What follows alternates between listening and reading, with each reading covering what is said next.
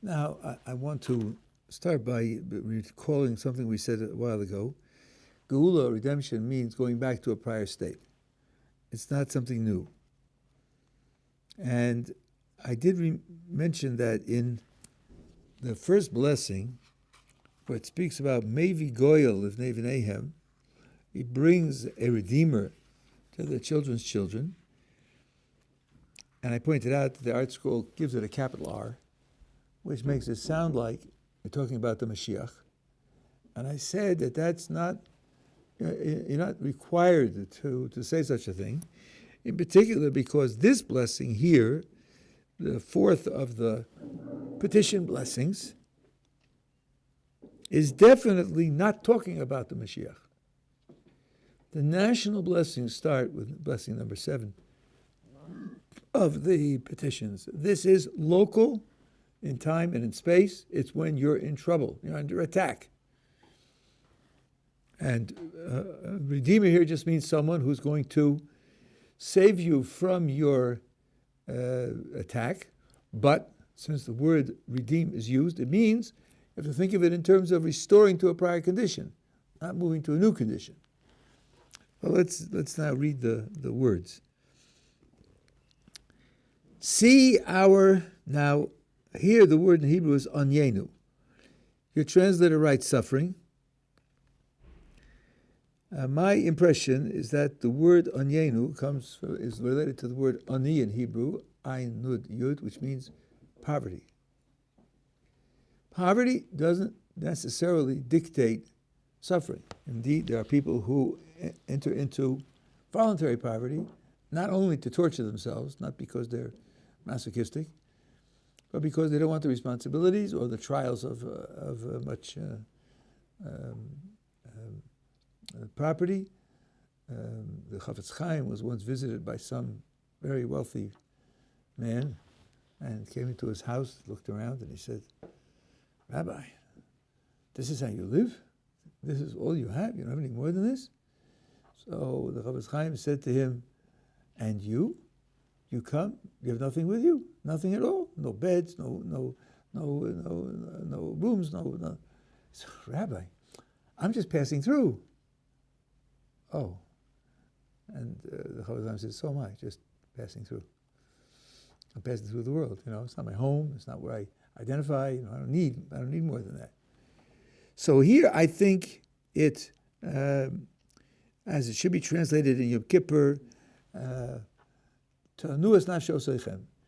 Make your souls oni.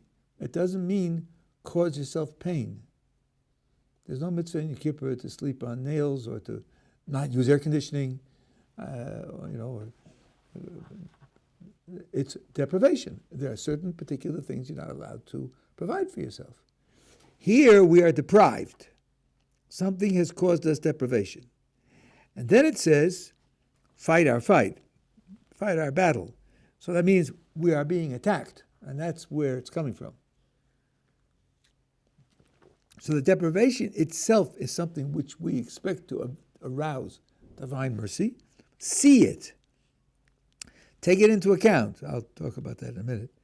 And fight our battle. And redeem us quickly for the sake of your name. That puts a gloss on it. I'm asking for help on what grounds? Am I asking because I deserve it, because I've earned it, because I'm very righteous?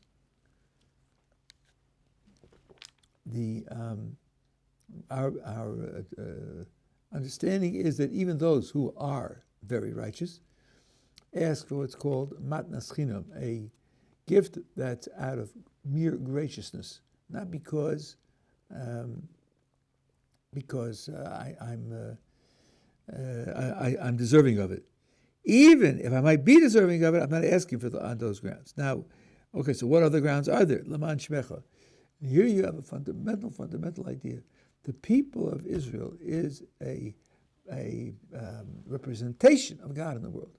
And when the people of Israel is downtrodden, persecuted, attacked, deprived, that is a desecration of God's name. So we have the right to ask in God's name that he should redeem us. We have to appreciate that we do represent the Kodesh Baruch Hu in the world. The people look at us and they say, this is the people. Not every person, some people's philosophy of the world is so twisted and inaccurate that they don't see it. But many do, especially those who participate in the faiths of Abraham, who see us that way. And when this happens, it brings God's name into disrepute. So we can say, we're asking you to save us for the sake of your name. Now that's a big madrega. It's a big madrega, big level. I took this from the Nefesh HaChaim.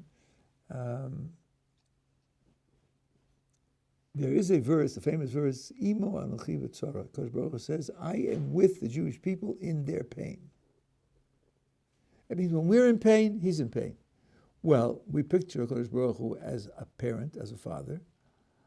Mesilas Yesharim says, if you love God, you will for sure treat his children well, because what more could you do for a parent than treat his children well? The child is drowning. Of course, you want to save the child, because if you love the parent, you want the parent to have his child. So the highest madrega in asking for help is, I know that you, HaKadosh Baruch Hu, identify with me. I know that you share my pain, and I don't want you to be in pain. So I'm asking, please help me so that you shouldn't be in pain. I took this from Nefesh HaChaim, where he says the worst thing in performing a transgression can be that you are the cause of HaKadosh Baruch Hu punishing his own children. What more can you do against a father than cause him to punish his own children? When Yeshaya Novi complains about the Jewish people to God, God says to him, that's not what I made you a Novi for. I don't want that. I don't want to hear that. And he was punished very severely by it. He was killed in a particularly painful way because of what he said. I don't want to hear that. I'm a father. I don't want to hear that about my children. So here we're saying we are in pain, we're deprived, and we are in danger, and we're in battle. We want you to redeem us for the sake of your name. Now, redeem us means not just destroy our enemies, but bring us back to what condition? Condition of closeness to you, where we're invulnerable, where nothing can possibly touch us, where nothing would even rise up against us. It says that if people will see Hashem's name is called on you, and they'll be afraid of you. Obviously, if we're being attacked, we don't have that. So what we really want to go back to is that position of representing Kodesh Baruch Hu faithfully, in which case no one would dare to attack. And here we put in an extra condition, which we sometimes do and sometimes don't. And I'm not really fully understanding when we do and when we don't. Because you are a great Redeemer, or a strong Redeemer.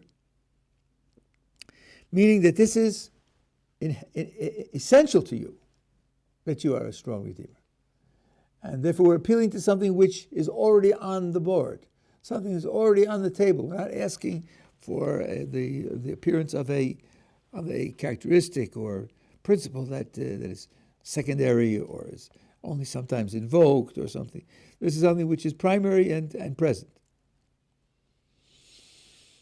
Now, when we say see our deprivation, the incautious, naive critic could say, aha, you're asking him to see, that means you're not taking it for granted that he sees. You're assuming that maybe sometimes he doesn't see. That's why you're asking him to see. But that's not correct. Because these kinds of psychological verbs, used with respect to Kodesh Baruch Hu, imply action. They don't imply cognition. And the proof of this is what we spoke about when we talk about remembering. Zocher chasdei avos. Remembers the kindnesses of the Father. And we said, if we say he remembers, Does that imply that he forgets other things? He only remembers this? And we said, no, it doesn't imply that. And how do we know it doesn't imply that? Because in the beginning of the second chapter of the book of Esther, after having deposed Queen Vashti through a clever anti-feminist strategy suggested by one of his trusted advisors, after deposing her as queen, it says, and then Ahasuerus remembered Vashti, remembered what she had done, remembered what was decreed against her, and it does not imply there that in the interim he forgot. He certainly did not forget. It was a big deal. What it meant was, now it's time to get a new queen. So he's now acting on the fact that she's no longer queen. Here when we say Re'eh, we say, Ribbon Shalom, take this into account and use this as a basis to respond to us. Not implying that he didn't see before and needs to be urged to see, or he might pay attention to something else. We're talking about using the fact, in this case the present fact, as a basis for responding in a particular way. That's the way psychological verbs applied to Kosh Baruch Hu have to be understood. And I want to say one more thing before I forget. Notice that the ending of this verse, like all the other verses, is in the present tense. He redeems. Right? So that means the redeeming force is there, the redeeming impetus is there. Whether we experience redemption or not depends upon whether we're worthy of receiving it, but not that it's not there. Yeah. I just wanted to ask the verse when Moshe speaks for the first time with Hashem through the bush. Is it somehow a reference that he, like the Ikiye, Asher Ikiye, is it like somehow an insight that should be brought in this particular? The way that it's explained there, that I'm just as I'm with them in this suffering, so I will be with them in future suffering, would be relevant. That's right. That's the Kosh Baruch Hu was involved with this, and not only in suffering. It means even in suffering. All the more so when we are joyful and we feel close to Kosh Baruch Hu. Of course, He's with us. But even in suffering, where you might have thought, it's a very tricky sugya, because sometimes it says, I'll hide my face from them, and sometimes it says, I will abandon them. And then this verse says, but I'm with them. So it's talking about different aspects, different principles. The open divine providence, which protects us, won't be functioning. So in that part, that particular type of connection won't be there. But the participation in our travail, our suffering, our deprivation, and the registering above is there. That's never disconnected. So it's yeah. I have a question. He feels our pain. What it helps to take it in mind. You feel our pain because he created the pain, right? He does this, tortures us, right?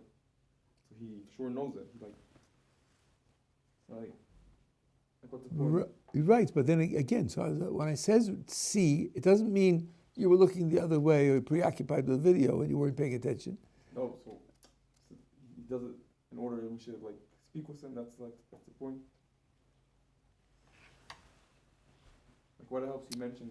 Let's say I feel pain. I know them. They feel. I'll give you a kind of brutal example. I remember, because I'm very old, maybe 30 years ago, when Venezuela owed the world $60 billion, and its economy was in shambles, and there was no way of paying it. Somebody interviewed the Minister of Economy of Venezuela, and how do you deal with this? How do you sleep at night? He said, me?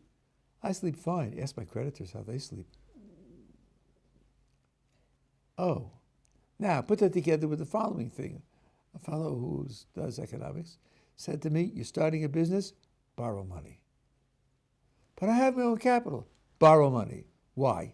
Because if you borrow money, all those creditors want to get their money back, so they want you to succeed. They'll send you customers, and they'll protect you against lawsuits because they want to protect their investment. When you borrow money, you create allies. So the Minister of Venezuela was saying, we owe them $60 billion. That's the guarantee our economy won't collapse. Because if it collapses, they're losing $60 billion. And they don't want to lose that money. So they're going to save us. Ask them how they sleep at night. I sleep fine. Right? So here, well, it's like saying to a creditor, you lent me $1 billion, didn't you? Now, when I say that, I don't mean maybe you forgot, because you're doing $100 billion deals and you forgot. No, I'm pointing it out to him. I'm saying, listen, pay attention. You lent me $1 billion. Therefore, you have an interest. Therefore, do this for me. I'm pointing it out as a basis for action. I'm not trying to remind him of something he forgot. I want him to use it in a certain way. That's the idea of C. C means use this as the basis for the way in which you are going to respond to us. That's what it means. Okay. Now here, I don't know, frankly, where they got the titles of the blessings in Hebrew. In Hebrew, it's refuah, and in the English, they say health and healing. And I think this is very important. I don't think people always appreciate this. Why don't you bring blue books? I want to show you a pasuk and show you where this comes from. Pasuk and a Rashi, because I think this is often misinterpreted, and the Rashi is misinterpreted. Yeah, you should all have them. Let's see. This is Bishala. Indicates.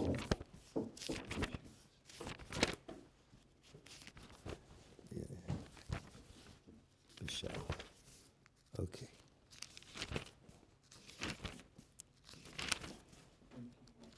Okay.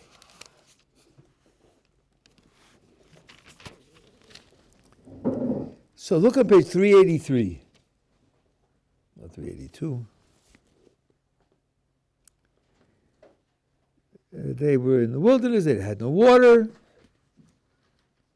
Moses cried out to Hashem, he showed him a tree, threw it to the water became sweet. Verse 26, this is chapter 15, verse 26. He said, Hashem, if you hearken diligently to the voice of Hashem, your God, and do what is just in his eyes, give ear to his commandments, and observe all his decrees, then any of the diseases I placed on Egypt, I will not bring upon you. I will not bring those diseases upon you. You will not get sick. For I am Hashem. Now they translate here, your healer. In the Hebrew it's Rofei, Rofecha. Let's try this on for size, gang. Let's try to see, make sense out of this.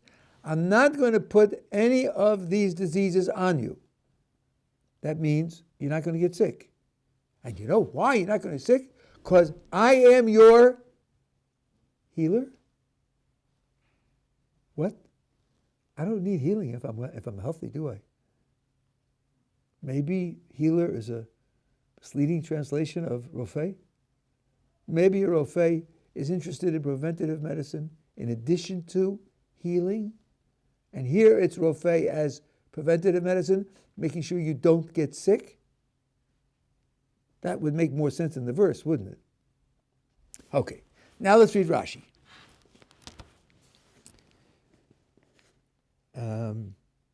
The bottom of the first column, the last line, in the if you can read the Rashi script. No,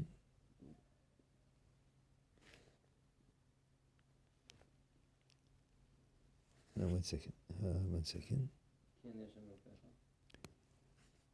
Yeah, but I know it's a one line up. Lo asim alecha.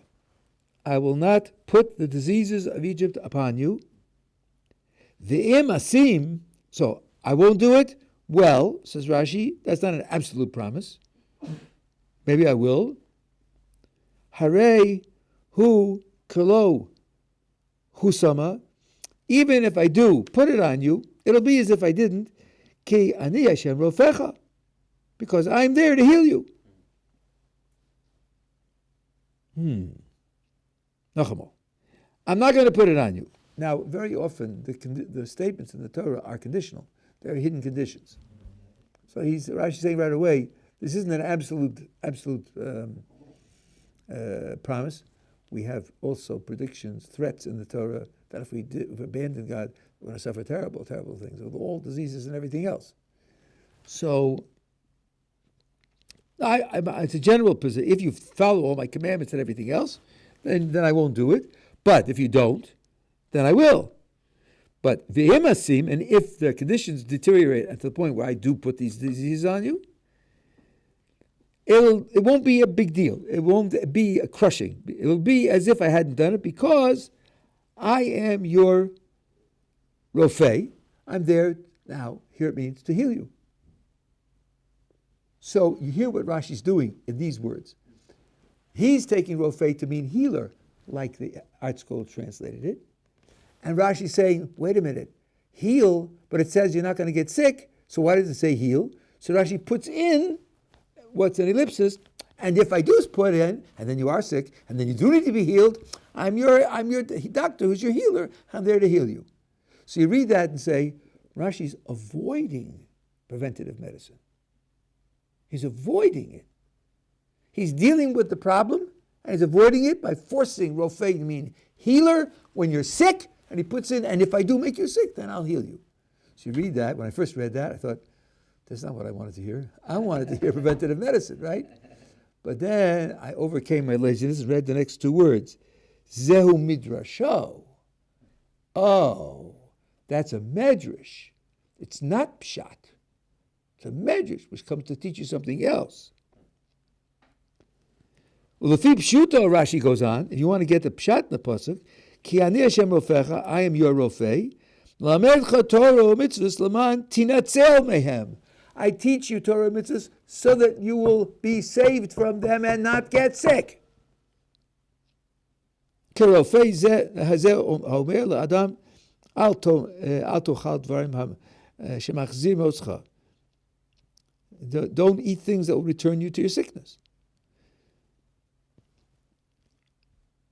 Zeu izun mitzvahs. Do it in a balanced way. That's the mitzvah. V'cheinu omer refuos tehi l'sarcha.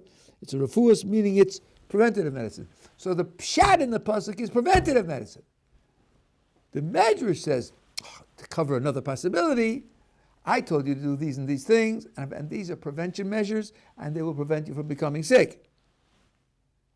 And then the Medrash says, there's an implication that even if you do get sick, I'll heal you. Because rofei can be read either way. But the pshat in the pasuk is, I'm telling you to do these things so that you won't get sick, because I am your fei, who is concerned that you shouldn't get sick. And therefore, the idea of rofei includes preventative medicine. Let nobody think that we are mezalzel, we treat preventative medicine as unimportant. Okay, so now, back to work. So this verse, this blessing, which the Art Scroll titles Health and Healing, is very good. Now let's see how it says.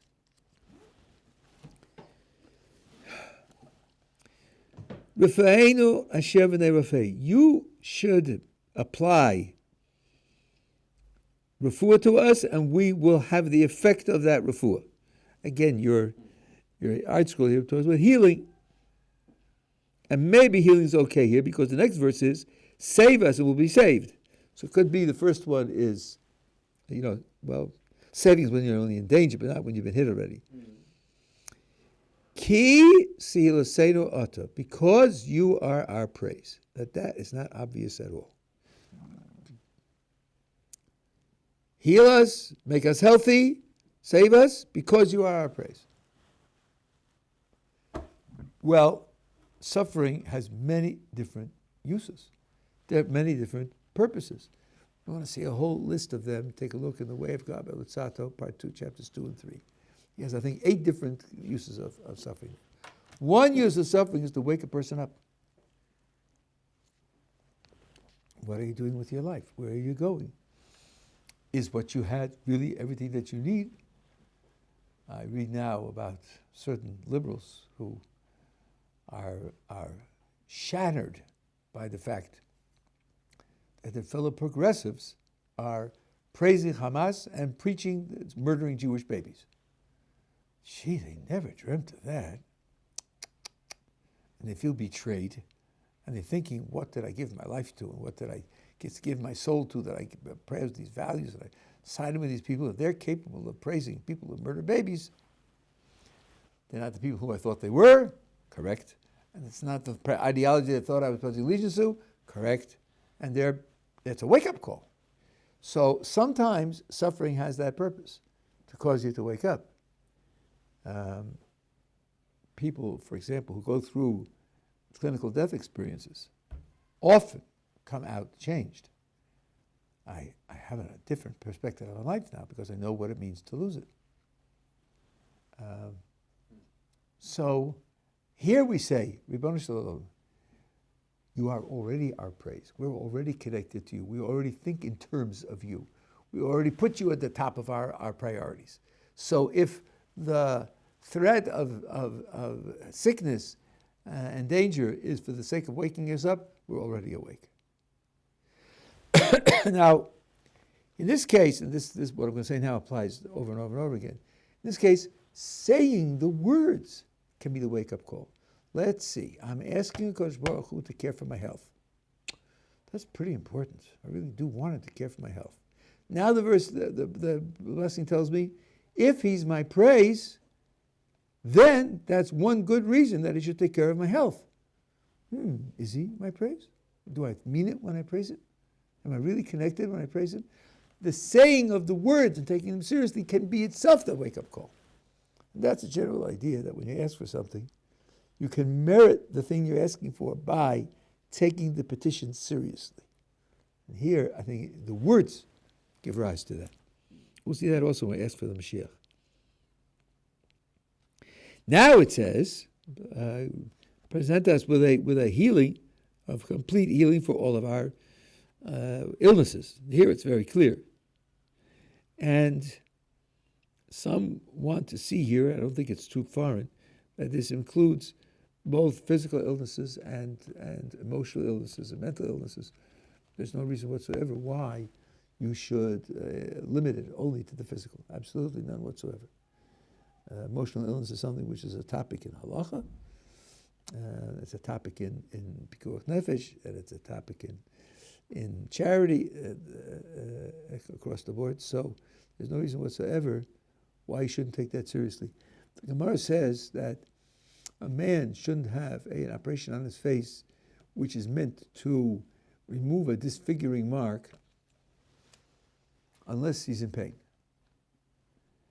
And Tosfos asks, what happens if the only pain that he has is the pain of embarrassment? Does that count as pain which justifies the operation? And the answer is, of course. Why is the pain of embarrassment different from having a toothache? It's pain. The Torah is very inclusive when it comes to psychological pain. So here, if one is praying for oneself or for someone else, and there's a question of a emotional problem or some other kind of problem, all of them can be included here. And here again, it makes an appeal to, so to speak, a Kodesh Baruch Hu's own principles or midah. You are a king who heals or preserves health faithfully and mercifully.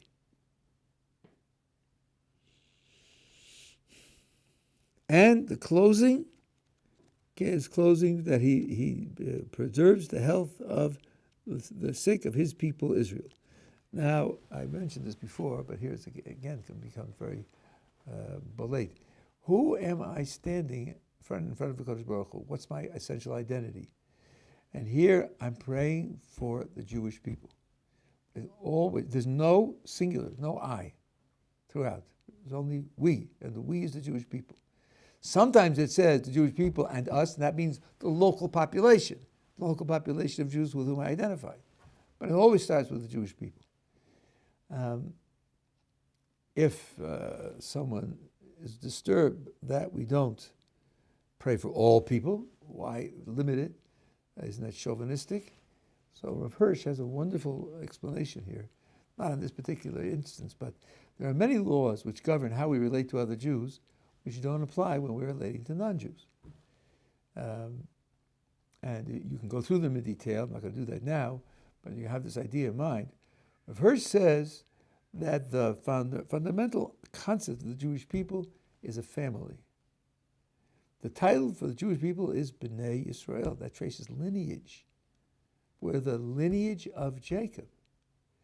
Now, it's a cornerstone of intuitive morality that you have obligations to your family that you don't have to other people who aren't in your family. If you treat your family and people external to your family equally, you are morally derelict. I saw a paper in philosophy many years ago which said he went through the standard positions in morality and couldn't find one that justifies favoring the family over other people. And I forget what his conclusion is, but my conclusion is, so there's one big mistake in all the positions of morality. If you don't have an extra responsibility to your family, to other people, then your system of morality is deficient, because you do. So here, Rofei Cholei Israel, limiting the Jewish people means limiting it to the members of those who I treat as my family. It's one of the reasons where the commandment to love applies. We do not have a commandment to love all people equally. No, we do not. We should love all Jews except those who have forfeited the right to love, and there are certain people like that. But other than that, we should love all Jews because they're members of our family. So that's why it says the sick of the people of Israel. And his people Israel. Talking about his people Israel. Okay, now comes the blessing of the years, year of prosperity.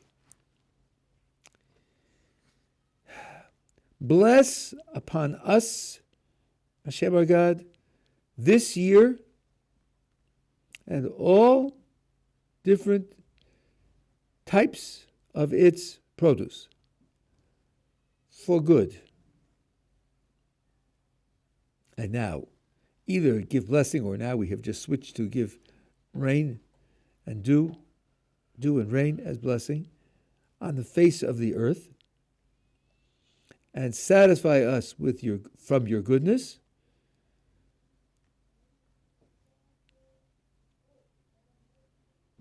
and bless our year like the good years. Bless you, Hashem, who blesses the years. Well, there's a lot here. Some things that look redundant and some things that look out of place. Let's go through it piece by piece. What does it mean to bless? So I gave you at the beginning 2 readings of the word Baruch, but I didn't go into one aspect of the semantics of the word. There's a Ramban on this. The Varech always means to increase something in its amount. The Varech never means to create something out of nothing. It's always a question of increasing something in its amount.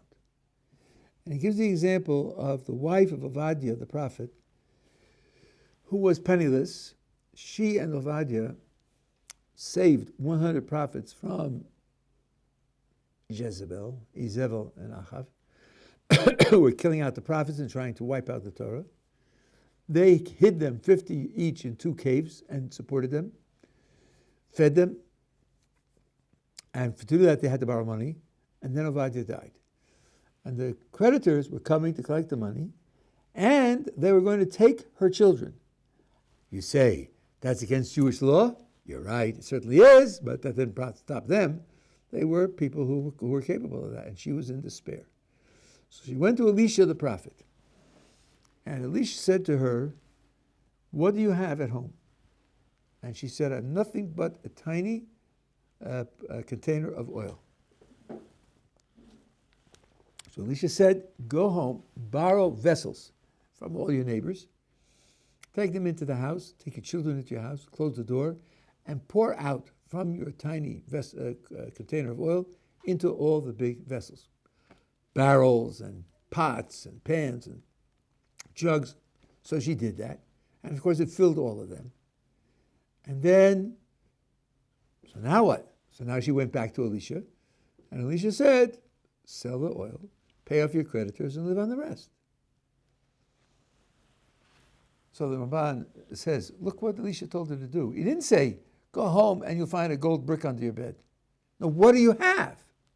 What do you already have? You already have oil, you'll receive a bracha of increasing the oil, expanding the oil. Bracha always comes to expand. That's why you have the lechem upon him.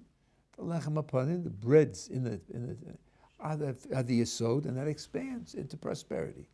That's why on Pesach, as says Rabbi Kiva, you bring a barley offering, and on Shavuos you bring the wheat offering, and on Sukkot you have a libation of water, so that these things will expand because you're using them in serving HaKadosh Baruch Hu. So the idea is she goes home and she takes her 2-ounce container of oil, she stands in front of a barrel that holds 50 gallons. What does she think is going to happen when she pours the 2 ounces into the 50-gallon barrel?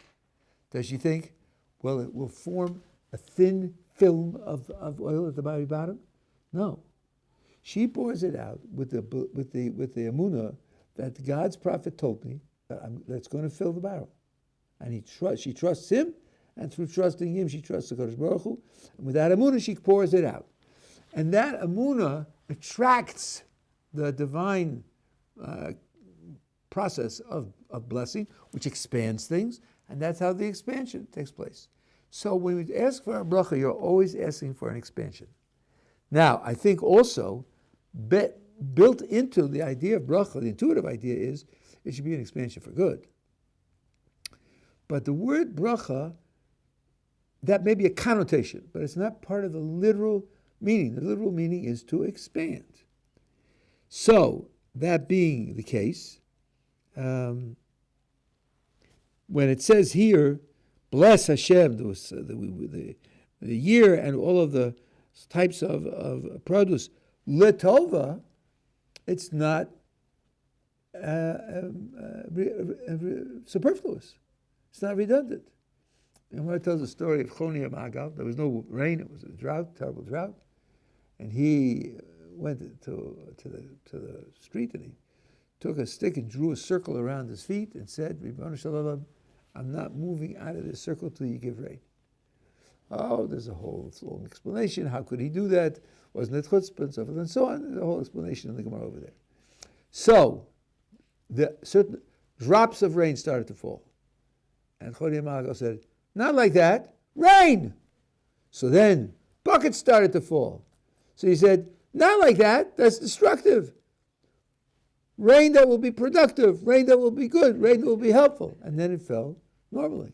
And like one of the Tanoim says, you're like a child in front of his father. You can yell and you can pound the floor and you can bang your head and you can give orders. I want this, I want that. Not everybody could do that. Nobody should take a lesson from Choni how they should appeal to Kodesh Baruch Hu. But clearly he's asking for rain, and one of the responses was too much. And he had to tone that down. So asking here for abundance, a blessing on the crops, we're asking it to be for good. For example, if you have, let's take for example Yitzchak. Yitzchak was by the Plishtim, and he became a farmer for 1 year, and he sowed the land, and he recovered 100 times more of the produce that he could possibly expect, and the Philistines envied him and kicked him out. He wasn't looking for that. The great abundance that he got caused him to be kicked out. Okay, we know that's Hashgacha Pratis, and he needed to have it and everything else. But that wasn't what he was looking for. If the abundance that you have attracts the envy of your surroundings and their aggressive behavior to try to deprive you of it, it wasn't a blessing for you. And the case where it will be a blessing, I'm quoting Hashem Shmuel now, one of the blessings we have in the Torah is you'll have such abundant produce that you'll take last year's crop out of your storehouses to make room for the new crop. So you're thinking, okay, but so what? You could just eat so much food, and so how about I'm going to throw some of it away? That's a big blessing. Why is that a blessing? So the Shem MiShmuel says, no. For you, it'll be something which is superfluous. So you'll sell it at a very low cost.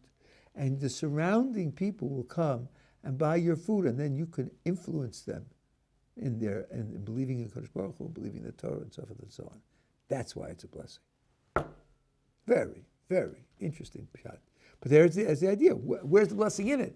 Where's the good thing in it? So here when we say, bless the year, Latova, for good, it's not a superfluous attachment. Now, it speaks about this year, and we do have the idea that at the beginning of the year, the course of the coming year is set. Rosh Hashanah, Yom Kippur, the course of the year is set. So there's like a limitation. Let's say it's April. Well, I'm not going to ask for 12 months because that goes through Rosh Hashanah at which the new decisions are being made. So whatever effect I can have with my blessing, my petition now, I'm only going to set it to go to Rosh Hashanah when the new conditions are made. So the Gemara says, well, how do we daven today? There are two different opinions. One is that the course of the year is fixed, really fixed on Rosh Hashanah. And the Gemara's first thought is, well, what good is davening going to do? It's fixed. You can't affect anything. Rabbi Yossi says it's not fixed. So he said, well, okay, so we daven like Rabbi Yosef. But the other thought is, maybe what's fixed is the general feature of the world, and maybe some of the details are still left open. For example, maybe the amount of rain for the year is fixed, but when it will fall is not fixed. You don't want the whole rainfall of the year to fall in 5 days, do you? That will cause flooding and will be destructive. On the other hand, you don't want it to fall in a continuous mist day and night for 365 days, which doesn't support life. You want it to fall within the season which is fitful in such a way that it will sustain life. So maybe on Rosh Hashanah only the total amount is fixed, and your prayers can help determine how it will be delivered. Or another thought that's in the commentaries is maybe how much you get is fixed at Rosh Hashanah, but how much you need isn't fixed. Whether your house burns down, God forbid, and you need to spend money on the house and won't have money for food, isn't fixed. Only how much you're going to get is fixed. So in which case, according to all of those, your prayers can help, but only until the next time of fixing. Now, having said that, Rabbi Zatzal, I think he said this the name of the Balatanya. Let's imagine you're saying these words, Mincha Erev Rosh Hashanah. It's 2 hours to Rosh Hashanah. And you say, God, please bless this year.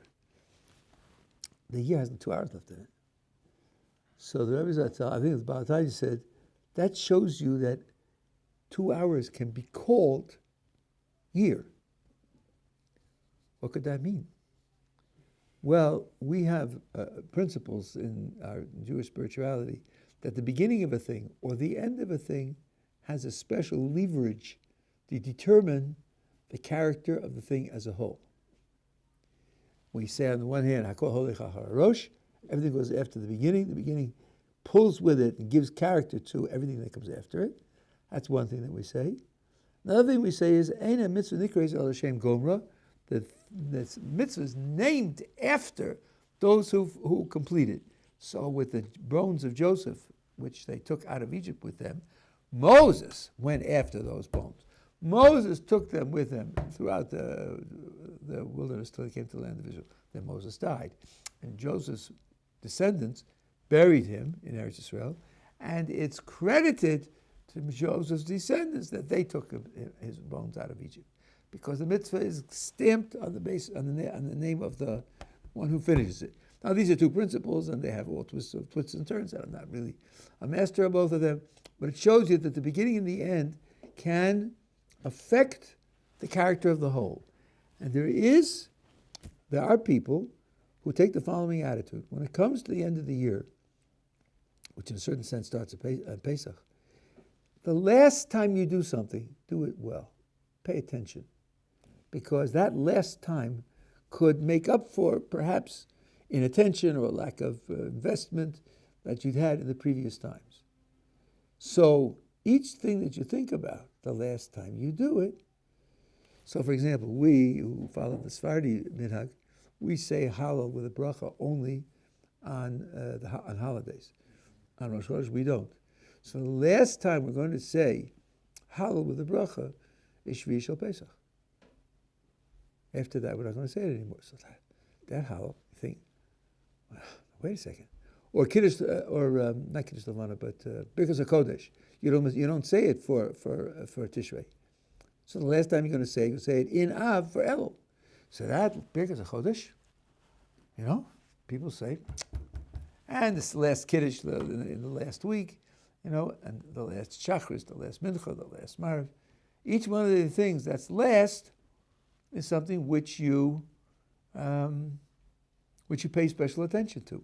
So that's one of the things that you learn from the idea that the last 2 hours could be called a year.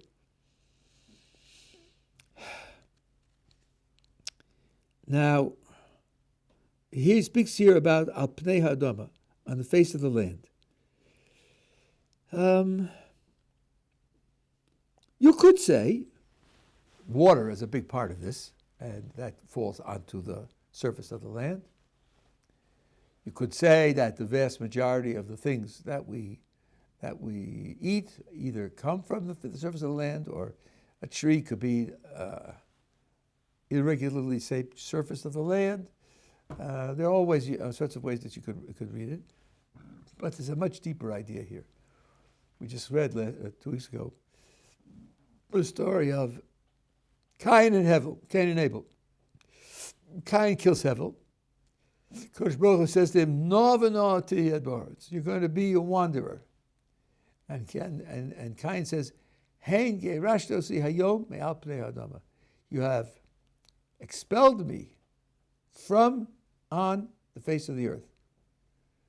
Now, if I take that literally, it's a little odd. What was it, Kodesh Baruch Hu putting him in a capsule space capsule, putting him on the moon? What do you mean? He expelled me from the face of the earth. And one explanation is that the face of the earth is the land of Israel. If you imagine the planet as a body, the face of the body is here. And that's part of the idea that here, the face of the earth faces upward to the spiritual. There are 2 temples, the earthly temple and the spiritual temple, one above the other. That's where the connection is made. And then the idea is that blessing comes to the whole world through the land of Israel. So we're asking for that blessing to be in the land of Israel, because in that way it goes to the whole world. And that's why, for example, Jews all over the world pray for rain according to the schedule in the land of Israel. Okay, they're delayed now for whatever reason, but they don't pray for rain in the summer. In Ohio, it rains in the summer, and that contributes to the crops in Ohio. They don't do that. They pray for rain according to the schedule in the land of Israel, because from there the blessing goes out to the rest of the world.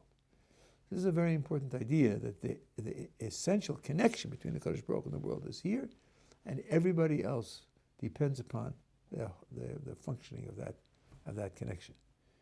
Tomorrow, Mr. Hashem, we'll talk about Sabeinu B'Tuvecha, which is a whole philosophy in and of itself.